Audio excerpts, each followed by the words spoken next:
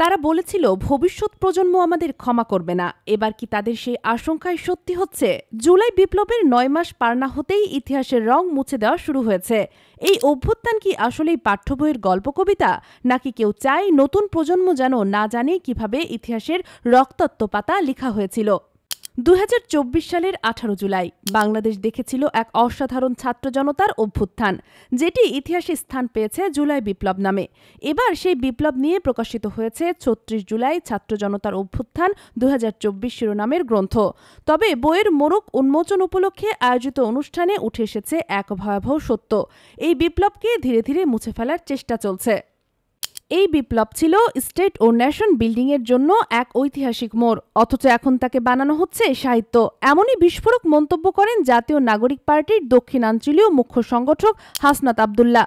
তিনি প্রশ্ন তুলেছেন, যেখানে হাজারো তরুণ জীবন বাজি রেখে রাস্তায় নেমেছিল, তাদের আত্মত্যাগের মূল্য কি শুধুই পাঠ্য বইয়ের আবৃত্তি?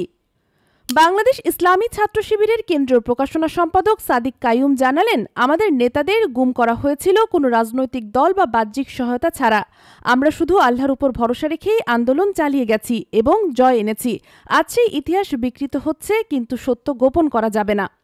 বইয়ের মোড়ক উন্মোচনে প্রধান অতিথি হিসাবে আমার দেশ সম্পাদক মাহমুদুর রহমান স্পষ্ট করে বলেন, জুলাই বিপ্লবের বড় অর্জন ছিল ভারতীয় আধিপত্যের বিরুদ্ধে জাতীয় ঐক্য।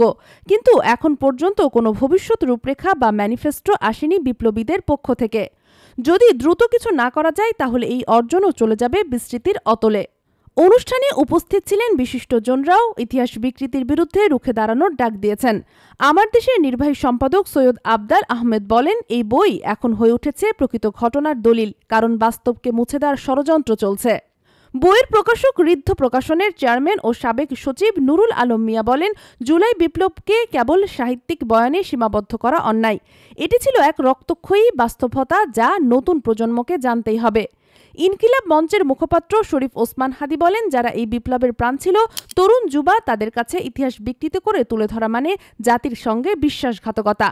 এই বইতে রয়েছে আন্দোলনের ধাপ, নেপথ্যের কাহিনী, শহীদদের ত্যাগ ও সরকারের ভূমিকা, সবকিছুই। তবুও ৯ মাস পার হয়ে গেলেও এখনও শহীদদের কোনো রাষ্ট্রীয় স্বীকৃতি নেই তদন্ত বা বিচার প্রক্রিয়া। তাদের ভাষায় এই বিপ্লবকেও যেন সাহিত্যিক উপাখ্যান বানিয়ে ইতিহাস থেকে মুছে ফেলার প্রস্তুতি চলছে। বক্তারা এক বাক্যে বলেন, ইতিহাস বিকৃতি থামাতে হবে, না হলে যেই শাসনের বিরুদ্ধে এই বিপ্লব হয়েছিল সেই শাসন আবার ফিরে আসবে। এখনই সময় একটি স্পষ্ট রোডম্যাপ সামনে আনতে হবে, একটি ভবিষ্যৎ দিক নির্দেশনা, যাতে জাতি জানে এই বিপ্লব কেবল অতীত নয়, এটি আমাদের আগামী। আমরা যদি নিজ ইতিহাস রক্ষা না করি, ভবিষ্যৎ প্রজন্ম আমাদের ক্ষমা করবে না। এই কথাটাই ছিল আজকের সবচেয়ে বড় বার্তা।